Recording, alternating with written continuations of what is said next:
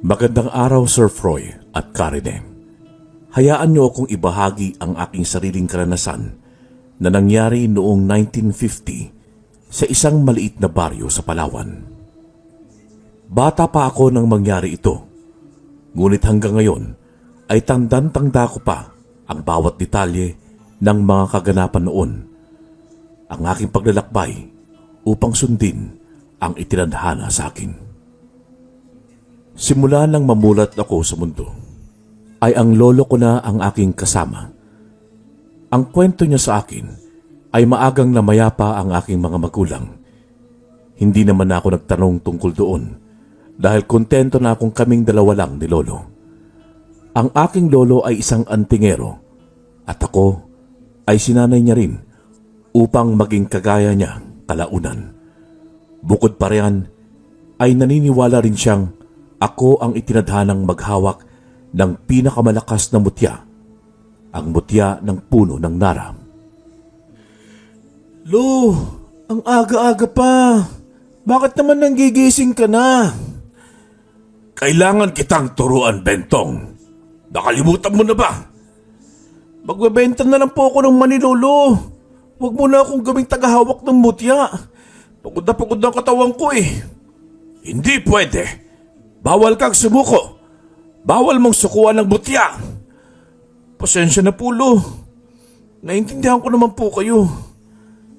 Apo, kailangan matuto kang gumamit itong mga sandata at medalyon na pag-aari ko. Hindi ako palaging nasa tabi mo. Darating ang araw, kakailanganin mong mag-isa. Pero Lo, bakit kailangan ko pa mag-isa? Hindi pa pwede magtulungan na lang tayo? Pwede naman na po. Ngunit ang kinutukoy ko ay ang panahon ng pagkawala ko. Si Lolo naman ang ayos-ayos mo pa. Ang lakas mo. Yun agad ang iniisip mo. Apo, tandaan mo itong sasabihin ko. Kahit na anong mangyari, kailangan mahanap mo ang pinakamalakas na mutya. Kailangan makuha mo yon. Bakit pa, Lo? Hindi pa ba sapat ang mga anting-anting at medalyon na meron tayo? Dahil ikaw ang nakatadhanang magmana ng mutya, hindi yun pwedeng mapasakamay ng kahit na sinong antingero. Paano naman kayo nakakasiguro na ako yun, Lo? Hindi nga ako marunong lumaban at gumamit ng mga anting-anting. Hindi pwedeng magkamali ang nanghula sa'yo. Natatandaan mo pa ba? Noong 7 taong gulang ka pa lang, hinulaan ka ng aking matalik na kaibigan at sinabing ikaw ang magtataglay ng pinakamalakas na mutya.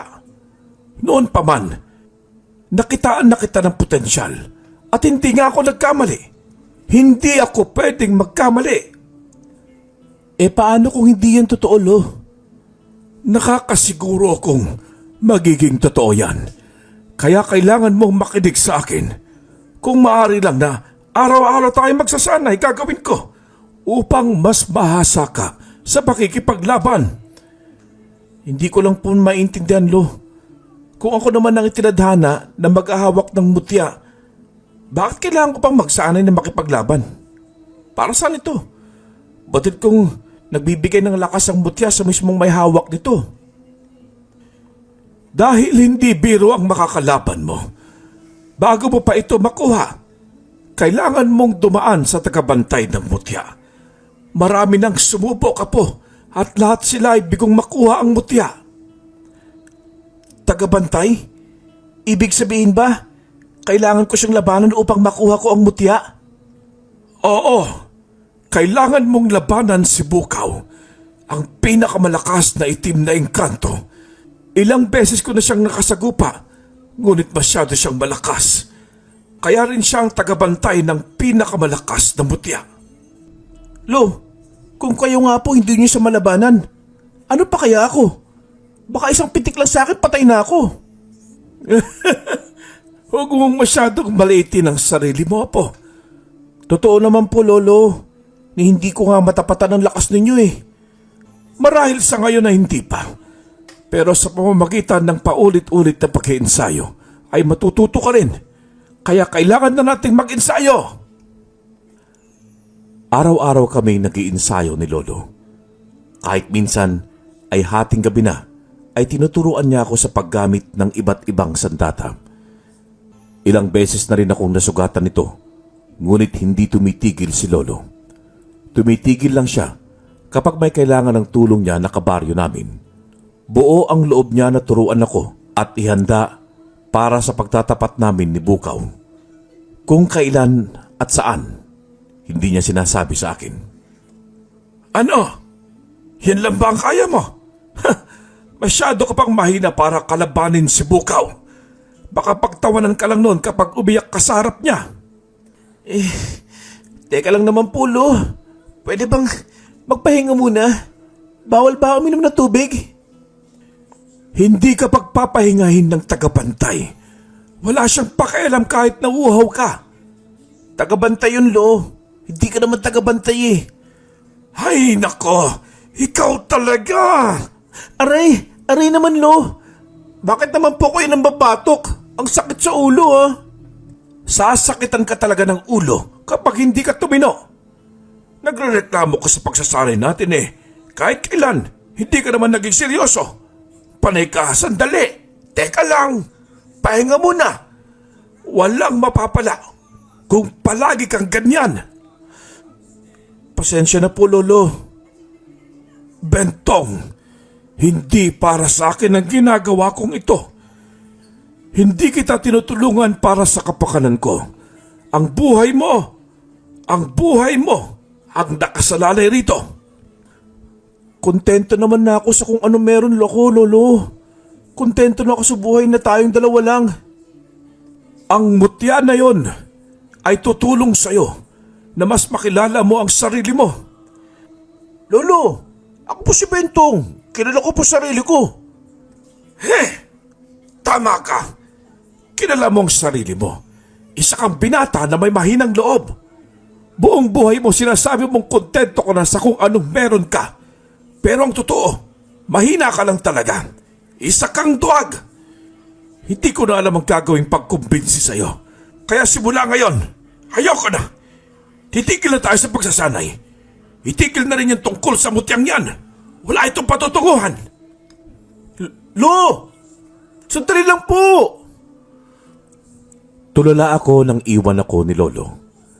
Alam kong nagalit siya sa mga pinagsasabi ko. Malaki ang tiwala sa akin ni Lolo at naiintindihan ko ang lahat ng kanyang punto. Gusto niya lang na matupad ko ang hula sa akin ng matanda. Ngunit kahit ako ay nagdadalawang isip sa kakayahan ko, hindi ako kinibo ni Lolo ng gabing yun. Maski sa pagkain ay mag-isa lang ito at hindi ako inaya. Nakatulog ako sa sahig ng sala, dala na rin siguro ng pagod.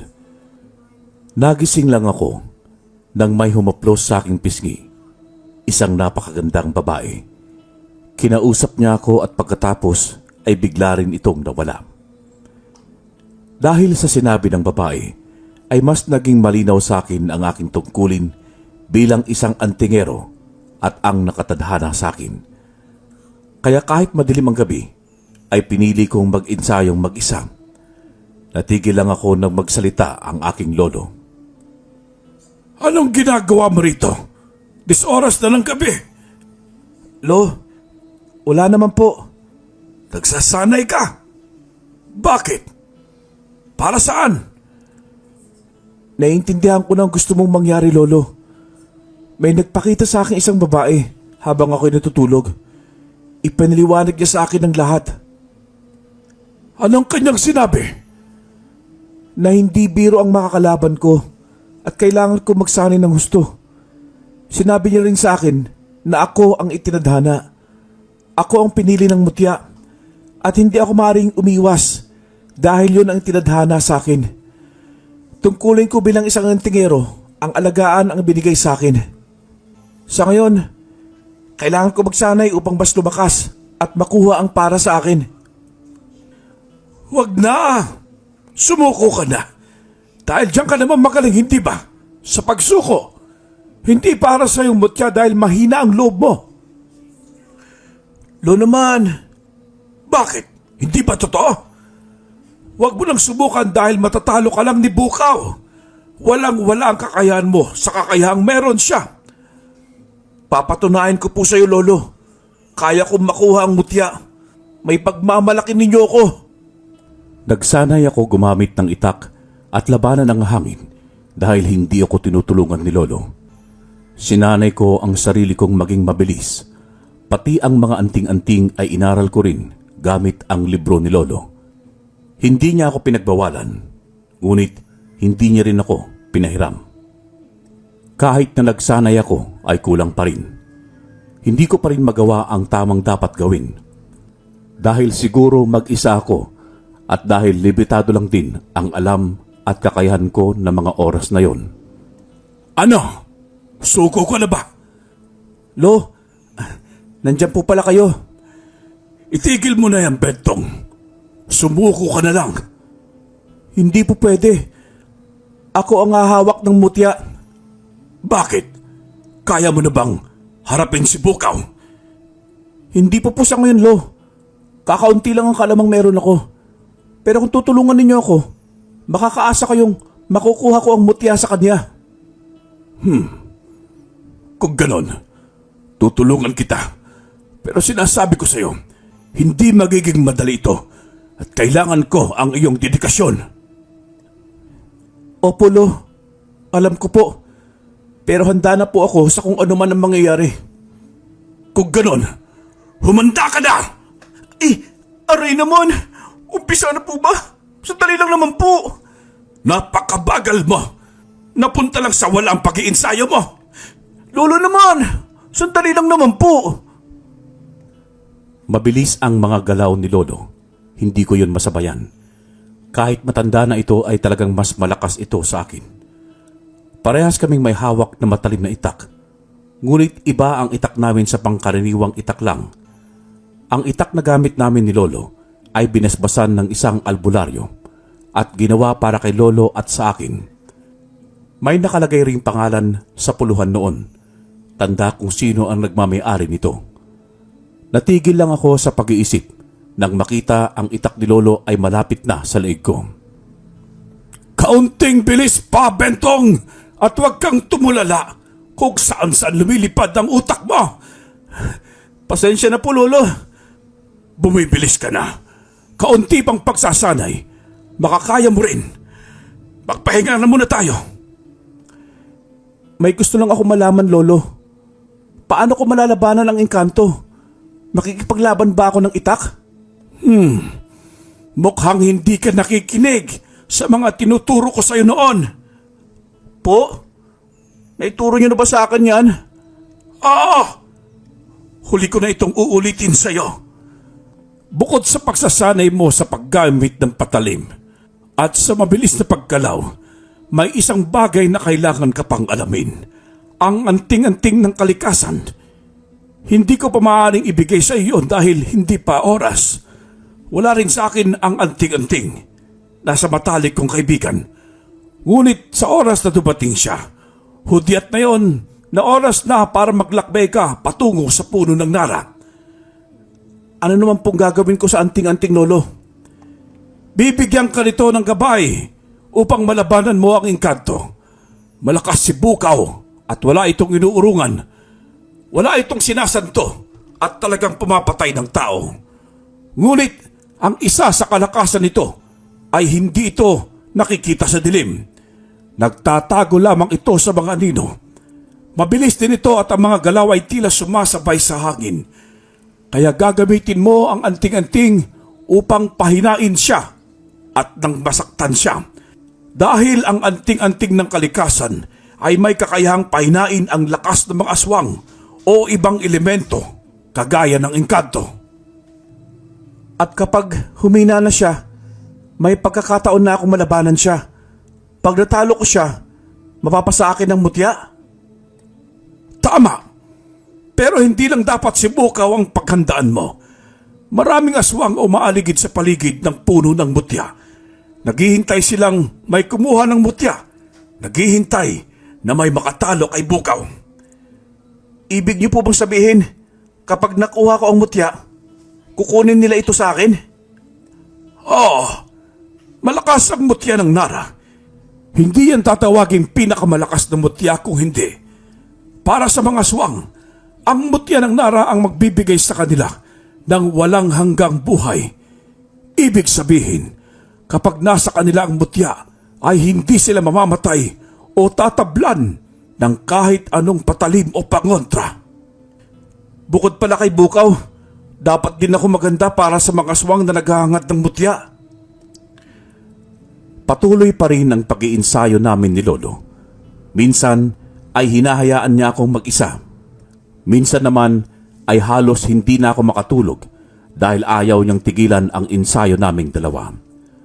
Gusto ko mang magreklamo ay hindi ko magawa sa takot na magalit ulit sa akin si Lolo. Habang nagpapahinga kami ay naalala ko ang aking mga magulang. Hindi ko sila kilalang dalawa dahil namatay ang mga ito 5 taong gulang pa lang ako. Hindi ako nagtatanong noon kay Lolo, pero nais kong malaman kung ano at sino ang mga magulang ko. Lolo, sa tingin mo ba, masaya para sa akin ang mga magulang ko? Oo naman, paniguradong ipinagmamalaki ka nila. Alam mo ba ang tatay mo ay isang antingero, habang ang nanay mo ay isang mangkukulam. Po? Mangkukulam ang nanay ko? Oo, pero mabait siya. Nakalaban ng tatay mo ang pamilya ng nanay mo. Pinigilan siya ng nanay mo kapalit ng buhay nito.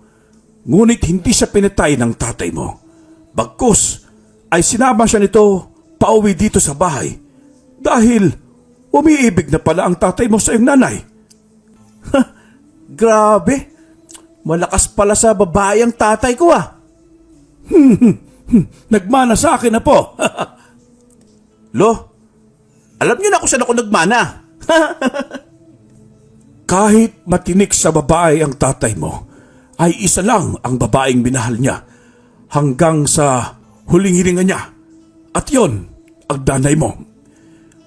Hindi ko pa natatanong sa iyo, Lo. Pero ano po ang ikinamatay nila? Matagal na panahon na hinintay kong tanungin mo yan sa akin. Pinatay sila ng isang engkanto. Iniwan ka nila sa akin. Pinilit pa ng tatay mong makauwi at nagawa niya. Buhat-buhat niya ang wala ng buhay na nanay mo. At diyan mismo, sa pintuan na yan siya, nawala ng buhay. Nasaktan ako sa mga nangyari sa aking mga magulang. Ganon din ang nakikita ko sa mga mata ni Lolo. Hindi na ako nagtanong pa sa mga nangyari dahil masyadong mabigat.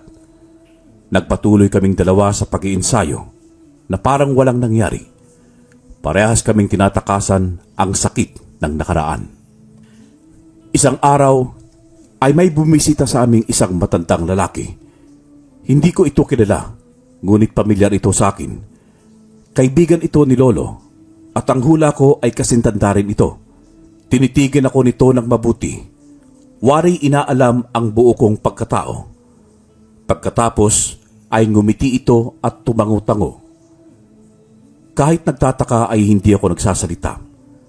Nag-uusap ulit sila ni Lolo. Isang oras ang nakalipas ay tinawag nila ako upang sumali sa kanilang usapan. Maganda ang ngiting ibinibigay sa akin ng matandang lalaki, kaya sinuklian ko rin yun ng ngiti. Natutuwa akong makita ka ulit, Bentong. Ang tagal na ng huli kong punta rito. Wala man lang ipinagbago ang iyong itsura.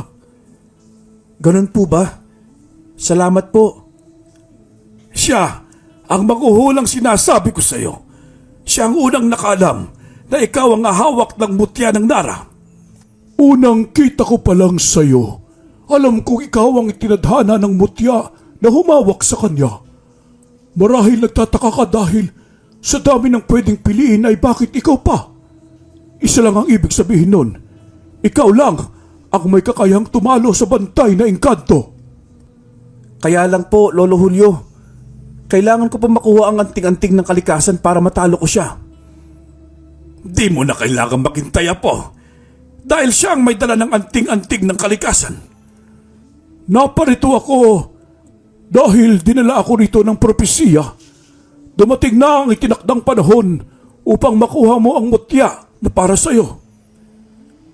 Ipinapangako ko pong makukuha ko ito.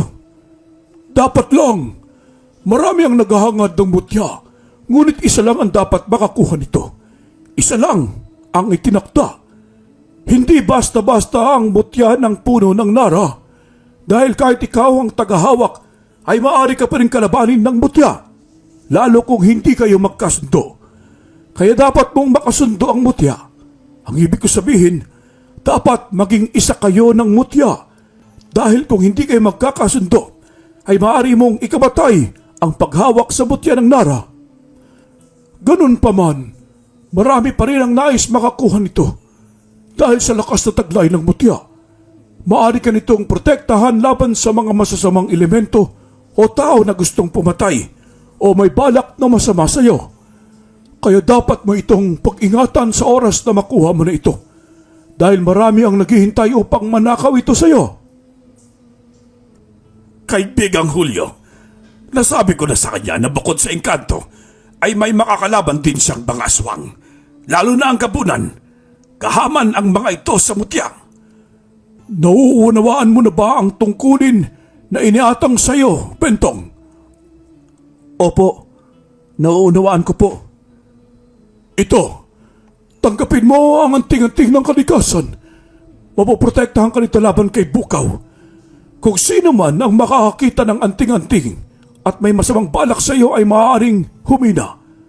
Pwede rin niyang magbigay ng lakas sa ibang tao kung nanaisin mo. Gamitin mo lamang yan sa mabuting paraan. Makakaasa po kayo, Lolo Julio. Humayo ka na. Dahil nabalitaan ko sa pamilya ng aswang na balak nilang kunin ang mutya, ay mayroon silang alas laban sa engkanto. Mukhang mas malakas sila ngayon lalo't kabilugan ng buwan. Dapat nang magmadali dahil sa loob ng 3 araw ay lalabas ang bilog ng buwan, hudyat ng pagsalakay nila sa engkanto. Kailangan mo silang maunahan, Bentong. Kung ganun po, dapat na ako maganda para sa aking pag-alis. Mag-isa lang po ba ako maglalakbay? Hindi mo kabisado ang daan. Sasamahan kita, Apo. Gumayak na kami ng aking lolo para sa aming pag-alis. Nagdala rin kami ng makakain namin sa daan at maiinom. Malayo ang kinaroroonan ng puno ng nara kung saan naroon ang mutya. Nasa pinakapusod ito ng kagubatan matatagpuan. 3 araw ang itatagal ng paglalakad namin ni Lolo. Handa na kaming maglakad 2. Dala-dala ang anting-anting ng kalikasan na isinapit ko sa aking leeg at ang itak na may tatak na mga pangalan namin. Habang naglalakad ay hindi ko maiwasang mag-alala sa aking lolo. May katandaan na kasi ito para sa ganitong mga lakarin. Lo, sigurado ka po bang kaya mo? Pwede namang bigyan mo na lang po ako ng mapa at ako na lang po mag-isang hahanap sa puno. Kaya ko, Apo. Hindi mo kailangan mag-alala sa akin. Minsan ko na narating ang pusod ng gubat, kaya alam ko ang daan. Hindi nga lang ako sigurado kung ganun pa rin ang itsura noon. Anong ginawa niyo? Bakit kayo pumunta roon? Antingero ako, Bentong. Huwag kang magtaka at ikaw rin. Magiging ganap ka ng antingero. Gusto ko pong maging kagaya niyo, Lo.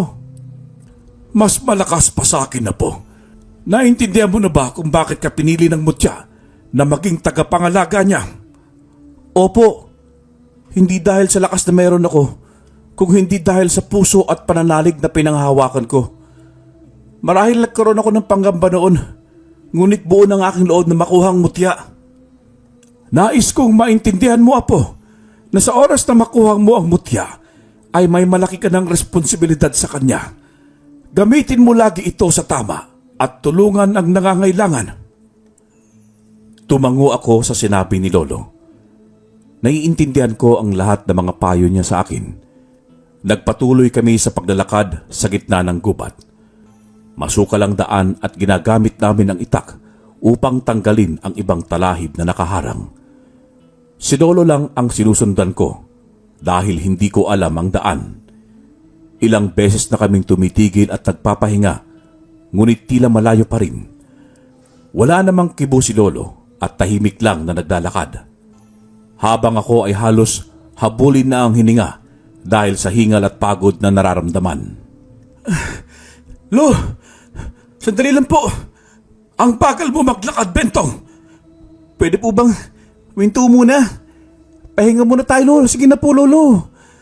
Hindi pwede. Malapit ng gumabi. Kailangan nating makahanap ng ligtas na matutulugan bago tayo tumigil.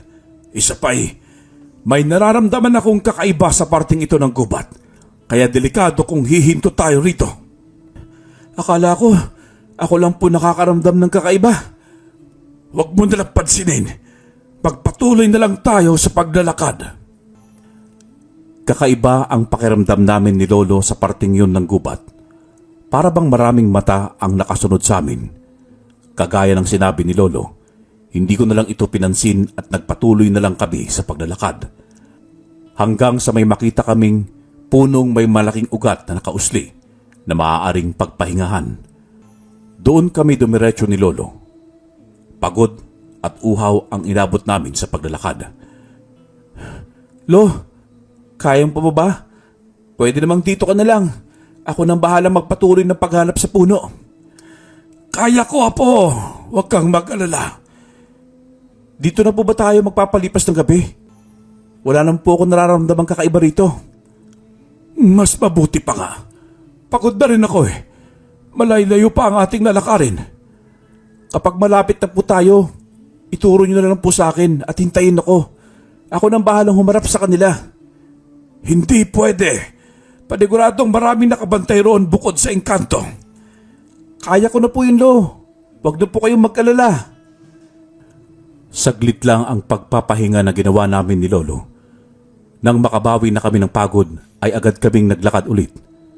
Sa pagkakataong ito, hindi na kami tumigil dahil mas dumarami ang nararamdaman namin sa paligid. Napahinto kami ni Lolo dahil sa 3 babae na humarang sa amin. Batid namin ni Lolo na hindi ito mga tao dahil sa kakaibang presensyang taglay ng mga ito. Nagkatinginan kami ni Lolo at sabay na inilabas ang dala naming itak. Apo, sa braso mo patamaan ng mga babae. Hindi ka nila pwedeng mahawakan dahil sa oras na dumampi ang kamay nila sa'yo ay mahihipnotismo ka. Kapag nahipnotismo kay, utusan ka nilang gawin ang nais nila. Anong klaseng aswang ho ito, Lo? Ang sasama ng tingin nila sa atin. Mga matatandang aswang na nagpapanggap na bata. Kapamilya yan ni Dudong. Paniguradong pinadala yan upang harangin tayo. Yan ang hindi mangyayari, Lolo. Sumugod ang 3 babae sa amin ni Lolo. Isa ang pumunta sa kanya at ang 2 ay ako ang hinarap. Mabilis ang galaw ng mga kamay ng mga babae. Mahahaba rin ang kuko nila na sobrang itim. Gayunpaman ay hindi kami nagpatalo ng aking lolo. Pinatamaan ko ng itak ang braso ng babae at agad itong inindanon. Akala namin ni Lolo ay lalaban pa ang mga ito. Ngunit tila natakot ang isa, lalo na nang makita ang anting-anting na nasa leeg ko at nakatago sa damit. Nagbulungan ng mga babae at nagmamadaling umalis. Balak ko sana itong habulin, ngunit pinigilan ako ni Lolo. Hayaan mo na ang mga yan, Apo. Pero Lo, hindi pa natin sila napapatay. Dapat mas pagtuunan natin ng pansin ng mutya na dapat mong makuha. Uubos lang ng oras kung susundan mo pa ang mga babaeng yon. Mas mabuti pa nga na maglakad na ulit tayo. Malayo pa ba tayo, Lo? Malapit na tayo. Lo, ano yun? Nararamdaman mo ba yun? Bakit? Wala naman akong nararamdaman na.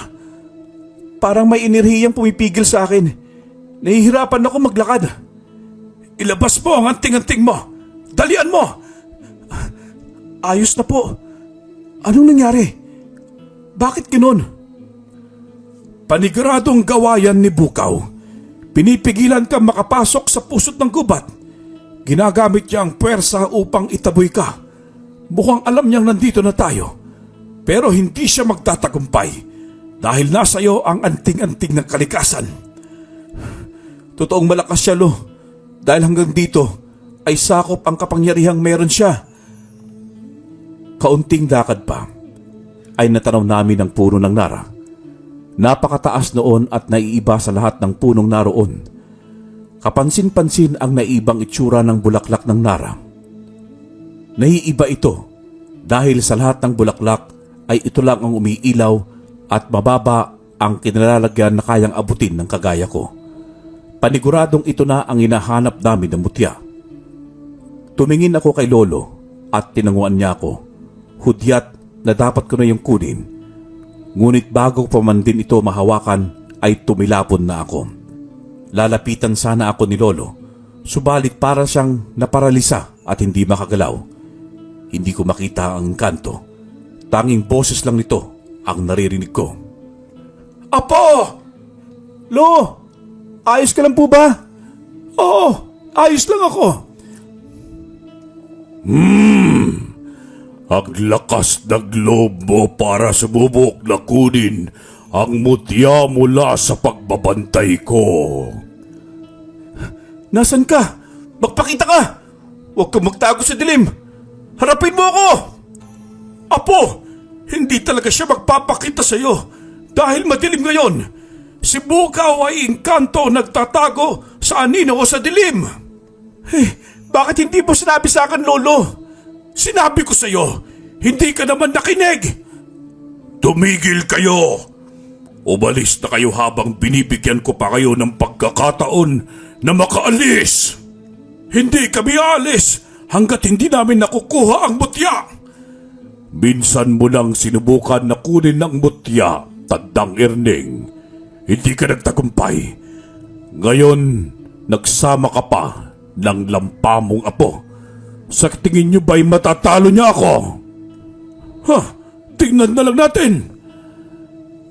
Dahil naririnig ko ang boses ng engkanto, ay nalalaman ko kung saan ito nakapwesto.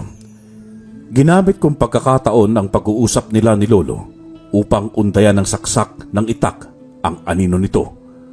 Ngunit tumagos lang ang itak na gamit ko dito. Tinawanan lang ako ng engkantong si Bukaw.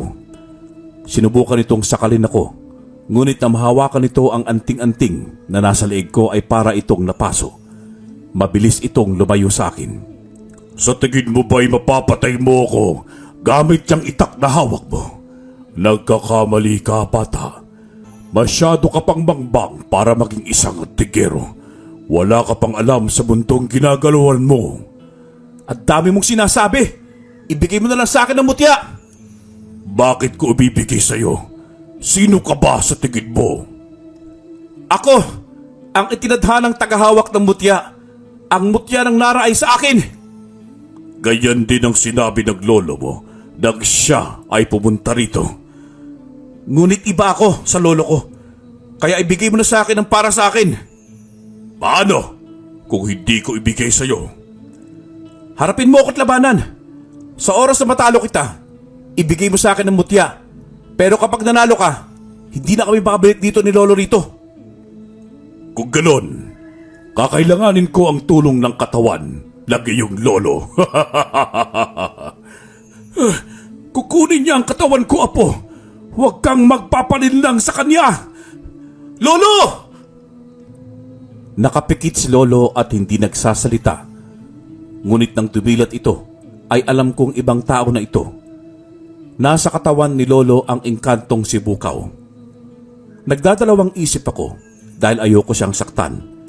Mali nga yata na sinama ko pa si Lolo. Ginagamit siya ng laban sa akin. Paniguradong mahihirapan ako. Pero mukhang sinusubukan din ni Lolo na bawiin ang kanyang katawan. Dahil nakikita ko ang pagbaling ni Lolo at ang pilit na boses na lumalabas sa kanya. Huwag mo kong intindihin, Apo. Saktan mo ako upang makuha mo ang mutya. Tumahimik ka! Hindi kita kayang saktan, Lo. Makinig ka, Bentong. Ito ng pagkakataon mo para makuha mo ang mutya. Huwag mo akong isipin. Huwag mong sayangin ang ilang buwang ensayo natin. Patawarin mo ako, Lolo. Kahit nag-aalangan ako ay sinugod ko pa rin si Bukaw na nasa katawan ni Lolo. Hawak niya ang itak nito at hawak ko naman ang itak na para sa akin. Mabilis si Bukaw at parang sumasabay sa hangin ang mga galaw nito. Hindi naman ako nagpatalo at sinabayan din ang bawat pag-atake nito sa akin. Iniisip ko na lang na ibang tao ang kaharap ko upang hindi ako mag-alinlangan na padapuan ng patalim ito. Sunod-sunod ang palitan namin ng saksak. Natamaan ako nito sa braso, ngunit hindi ko ininda. Bagkus ay ginamit kong pagkakataon yun upang patamaan din siya ng saksak. Parang hindi ito tinablan sa nangyari. Nakita kong nagdudugo na ang katawan ni Lolo. Nag-alala ako sa mangyayari sa aking lolo dahil katawan niya pa rin yun. Dahil nawala na ako sa konsentrasyon, ay nagkaroon si Bukaw ng pagkakataon na patamaan ang isa ko pang braso. Sa ngayon ay ramdam ko na ang manhid na mga braso kong sugutan. Hinawakan ko ang anting-anting na nasa leeg ko at humingi ako ng lakas doon. Lumayo akong konti at sinubukang atakihin ito.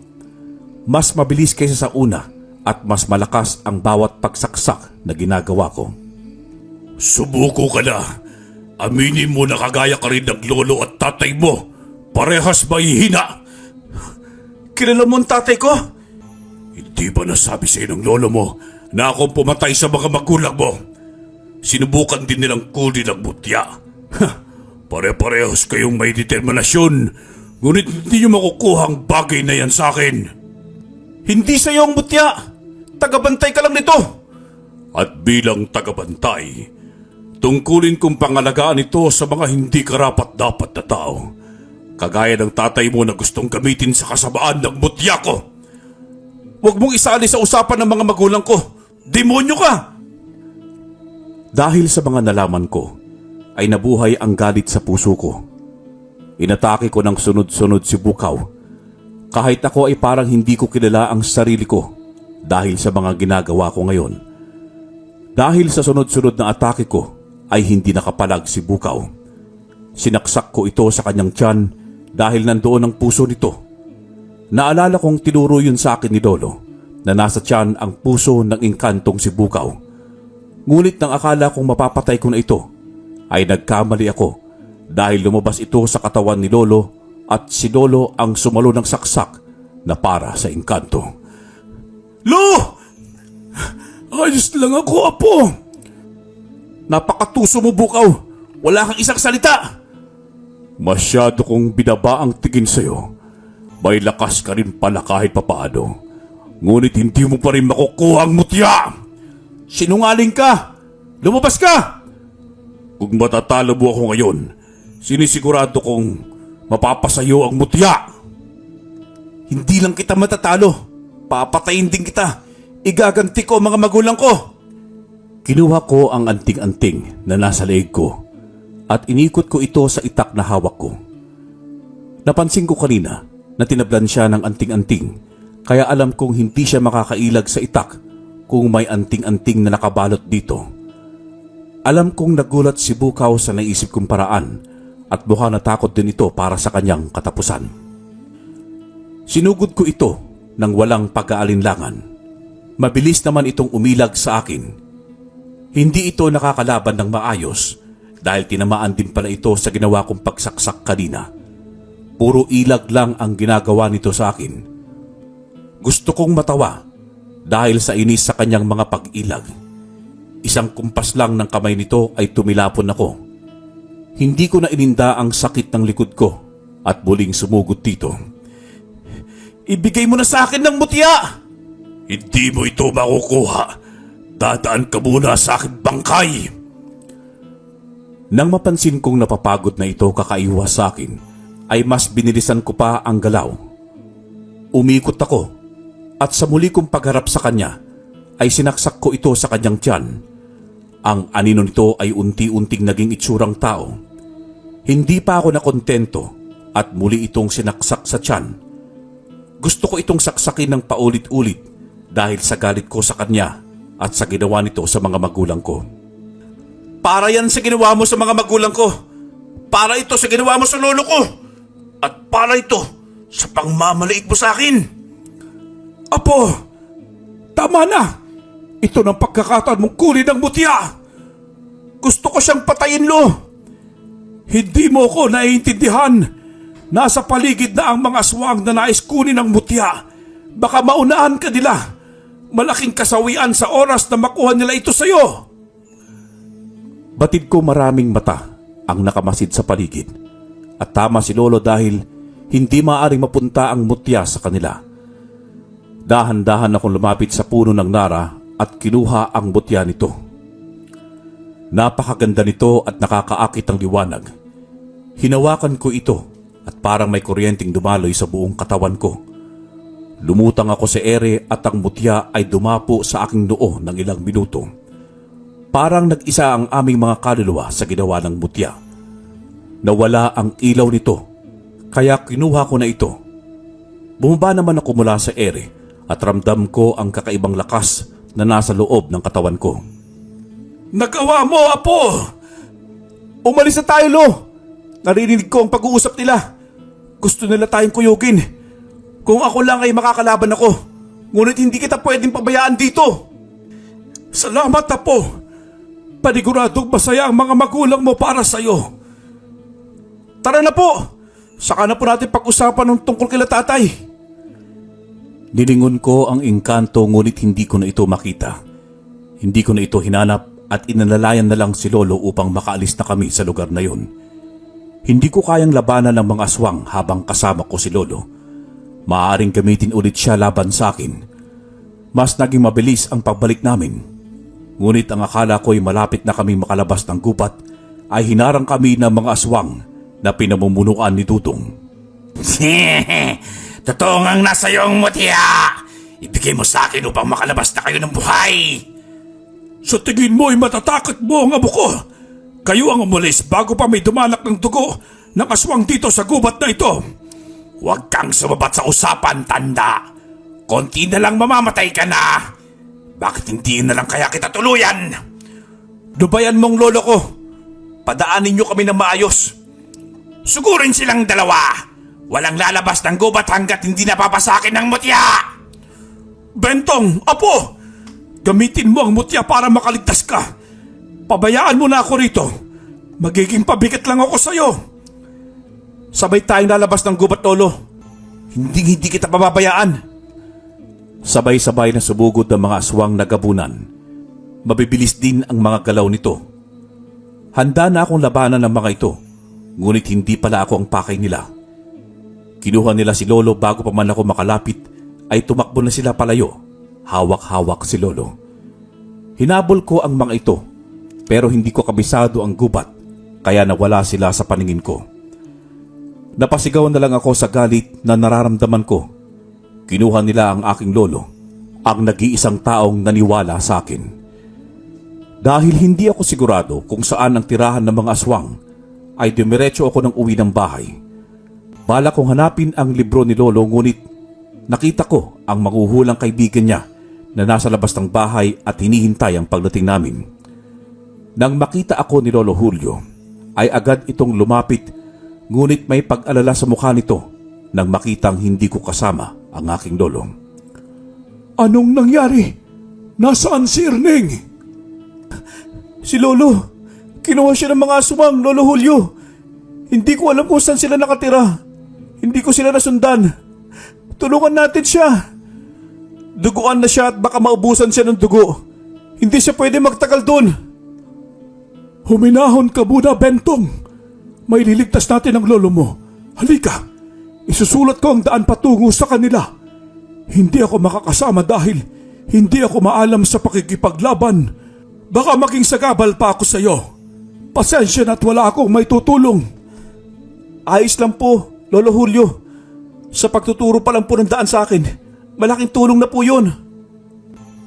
Sana'y makatulong sa iyo ito. Iligtas mo ang kaibigan kong si Erning at iwi mo siya rito. Maghihintay ako sa inyong pagbabalik. Hindi ako uuwi hanggat hindi ko nababawi ang lolo ko. Saan po rito ang mas malapit na daan? Hindi ako pwede magtagal dahil marami ng dugong nawala sa kanya. Dito. Ito. Dito ka papasok sa masukal na daan na ito. Mas malapit dito. Diretsuhin mo at pag may nakita kang balon ay kumaliwa ka. May makikita kang maliit na mga bahay roon. Kahoy lang ang mga bahay nila ngunit isa silang tribo. Handa ka ba na makipaglaban sa kanilang lahat? Hindi ko po alam. Ang mahalaga sa akin makuha ko lolo ko. Ang hanap nila sa iyo ay ang iyong mutya. Huwag mo sanang ibigay yan sa kanila kahit anong mangyari. Hindi ko may papangako lalo't buhay ng lolo ko ang kapalit. Mas gugustuhin ko pang walang mutya. Makasama ko lang ang aking lolo. Ngunit, hindi magiging masaya ang lolo mo. Oras na napasa kamay ng mga aswang ang mutya. Marami na namang mamamatay. Dadanak na naman ang dugo at matadamay ang dapat hindi madamay. Kaya hanggat maaari sana, huwag mong ibibigay. Pero hindi rin kita sisisihin kung bibigay mo nga. Salamat po, Lolo. Alis na ako. At sa muli kong pagbabalik, ay asahan mong kasama ko na si Lolo Ernie. Kaawaan kanawa ng Diyos. Pagkatapos ko makuha ang sinulatan ni Lolo Julio na direksyon, ay umalis na ako agad. Nauunawaan ko ang kanyang sinabi. Alam ko na hindi ko maaring ibigay sa mga aswang ang mutya dahil mambibiktima sila ng mga ordinaryong tao. Minsan nang naikwento ni Lolo Erning ang trahedya na nangyari sa baryo namin kung saan marami ang napatay ng mga aswang. Isa si Lolo sa mga tumulong para iligtas at tulungan ang mga ordinaryong tao. Nakikita ko na ang baryo ng mga aswang. Nasa gitna sila ng maraming apoy at nandoon ang aking lolo na hinang-hinana. Napalingon sa akin ang mga aswang, lalo na ang kanilang pinuno na si Dudong. Napansin ko rin na kahit nanghihina na si Lolo, ay pinipilit niya akong tignan at ngitian. Apo, anong ginagawa mo? Bakit sumunod ka pa rito? Anong kailangan mo, Dudong? Ibibigay ko sa iyong lahat. Basta ibalik mo lang ang lolo ko sa akin. Mabilis ka naman palang kausap. Apo, huwag mong gawin yan. Tumahimik ka! Huwag mong sigawan ng lolo ko. Sabihin mo na ang gusto mo. Alam mo naman ang gusto ko. Ang mutya ng Nara. Ibigay mo sa akin yung mutya mo at ibibigay ko ang iyong lolo. Ito, sa'yo na. Kunin niyo ang mutya. Teka lang, paano ko nakakasiguro na makukuha ko ang lolo ko? Sigurista kang bata ka. Mukha ba akong hindi tumutupad sa usapan? Talagang tinatanong mo yan? Sabay tayo magpalitan. Iabot ko ang mutya sa isa sa mga kauri mo sa oras na mahawakan ko ang aking lolo. Mangako ka rin na makakalabas kami rito ng buhay na dalawa. Makakaasa ka. Siguraduhin mo lang na ibibigay mo ang mutya. Dahil sa oras na akong lokohin mo, pugot na ulo niyong dalawa ang uuwi sa bahay ninyo. Hawak ng ibang aswang si Lolo habang papalapit sa akin. Hawak ko naman ang mutya at inabot ito sa isang aswang na nakaantabay. Pagkakuha ko kay Lolo, ay agad ko siyang inalalayan para makaalis na. Nagmamadali ako bago pa malaman ng aswang na hindi totoong mutya ang ibinigay ko. Tumapad naman sa usapan ng mga aswang dahil hinayaan kaming makaalis. Ngunit malapit na kami sa balon nang marinig ko ang sigaw ng pinuno ng mga aswang. Mukhang nalaman na nito na niloko ko sila. Lo, dapat na natin bilisan. Pumasang ka na sa akin bago pa nila tayo maabutan. Anong ginawa mo, Apo? Saka na ako magpapaliwanag. Umalis muna tayo. Sa tingin mo makakaalis kayo? Paano nangyaring nandito ka? Tatapusin ko ang buhay ng apo mo! Pulang-pula ang mata ni Dudong dahil sa galit. Ang mga pangil nito ay mas mahaba kaysa kanina. Sinugod ako nito at ang mga galaw nito ay napakabilis talaga at hindi mo makikita. Gamit niya ang kanyang matutulis na kuko upang masugatan ako. Iniiwasan ko yun pero nadaplisan pa rin ako. Sariling lakas ko lang ang ginagamit ko kaya nasasaktan niya ako. Hinawakan ko ang mutya na nakabaon sa aking braso at dumaan ng kuryente na dulot nun sa aking mga kamay. Para akong naging ibang tao. Sabay na ang mga galaw naming dalawa ni Dudong. Ilang beses niyang tinangka na masugatan ako, ngunit simpleng iwas lang ang ginagawa ko. Lumipad ito sa ere at pinintirya ang aking ulo. Ngunit hindi pa ito nakakalapit ay lumipad na ito sa isang puno. Ang mga aswang na kapamilya ni Dudong ay nanonood lang at hindi nakikisali. Gamit ang itak na hawak ko ay nag-usal ako ng isang panalangin na itinuro sa akin ni Lolo. Binulong ko yon at itinarak kay Dudong. Hindi na ito nakailag sa aking pagsaksak. Hindi pa ako nakontento at pinugot ko ang ulo nito. Gulat na gulat ang mga kalahi ni Dudong. Susugod sana ito sa akin ngunit itinaas ko ang ulo ng kanilang pinuno. Subukan niyo sumugod! Lahat ng susugod ay mawawalan din ng ulo. Maging mga babae, bata at matanda ay hindi ko palalagpasin. Palabasin niyo kami ng aking lolo at makakaasa kayong ligtas ang lahat ng nasa lahi niyo. Huwag niyo akong galitin. Nasa akin ang pinakamalakas na butya. Kaya ko kayong tapusing lahat. Umatras ang mga aswang at ginamit ko yung pagkakataon upang tulungan si Lolo at makalabas na ng kupat. Duguan na ako at ganun din si Lolo. Hinang-hina na ako ngunit hindi ko yun pinahalata kay Lolo dahil baka bumaba ito mula sa pagkakapasan sa akin. Malapit na kami sa bahay nang salubungin kami ni Lolo Julio. Pagod na pagod ang katawan ko pero inesikaso ko pa rin ang Lolo Erning. Ginamot ito ni Lolo Julio. Pagkatapos ay ginamot din ito ang mga sugat na natamo ko. Paano mo sila nalinlang, Apo? Paano nangyari na hindi mutya ang inabot mo? Kaparehas na kaparehas yun. Nakita mismo ng dalawang mata ko.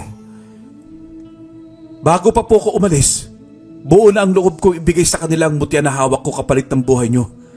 Ngunit sinabi sa akin ni Lolo Julio na maraming malalagay sa alanganin ng buhay at ayoko mangyari yun ulit. Humanap ako ng kapareho ng itsura ng mutya sa baol na pagmamayari nyo. Hindi mapapansin yun dahil katulad na katulad talaga. Buti may nakita ko dahil kung wala, lagot ako sa mga aswang na yon. Ang tunay na mutya ay ipinasok ko sa aking braso upang hindi nila makita. Nasa loob ng braso mo. Ngunit naghilom ito. Paano nangyari yon? Hindi ko rin po alam, Lolo. Sinugatan ko ang braso ko kanina. Pero nang may pasok ko ang mutya, ay naghilom agad ng sugat. Kaya hindi ko rin alam kung paano ilalabas ang mutya ulit. Siguro, yun na lang siya habang buhay. Ibig sabihin lang yan ay tuluyan ang nag-isa ang katawan mo at ang mutya. Ikaw nga ang tunay na tagahawak ng pinakamalakas na mutya, Apo. Mailalabas lang ang mutya sa oras na mamatay ka na. Maipapasa mo ito sa susunod na tagahawak. Grabe, patay agad. Wag muna, Lo. Pero grabe, medyo makirot siya, Lo. Pero ayos lang naman. Kaya pa. Ikaw talaga. Kalokohan pa rin. Magpahinga ka na. Mahaba ang naging araw mo. Magpahinga na rin po kayo, Lolo. Kayo rin po, Lolo Julio. Salamat po sa tulong ninyo. Dumiretso na ako sa higaan ko at natulog. Nang lumapat ang likod ko sa higaan, ay saka ko naramdaman ang sakit ng aking buong katawan. Napangiti na lang ako dahil kahit na masakit ang buong katawan ko, ay sulit naman.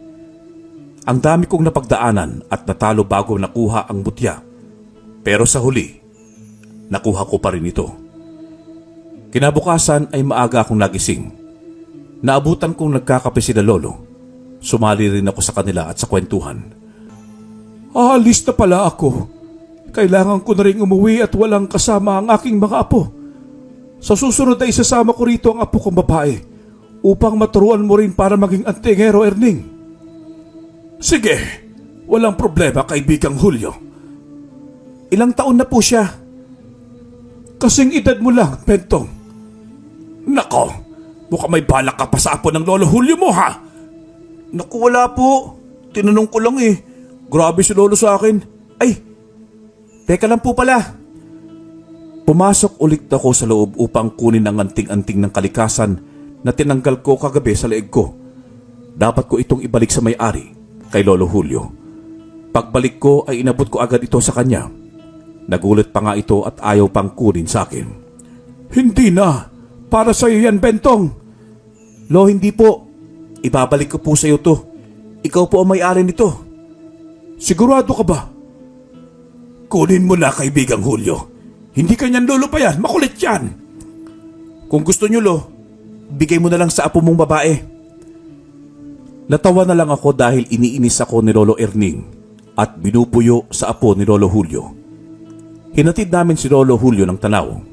ayaw na nito magpasama dahil kaya naman niya daw. Simula ng araw na yon ay hindi na natigil ang pag-iinsayo namin ni Lolo. Marami rin siyang itinuro sa akin upang ako ay maging isang magaling na antingerong kagaya niya. Sa totoo niyan, ay marami pa talaga akong hindi alam tungkol sa anting-anting. Kaya napakaswerte ko dahil kasama ko ang aking lolo na gumagabay sa akin sa lahat ng bagay. Maging sa paghawak ng mutya, ay ito ang nagtuturo sa akin ng dapat kong gawin. Hindi naman na nagparamdam ang mga aswang sa amin at namuhay na kaming tahimik at masaya ni Lolo Erning. Wakas.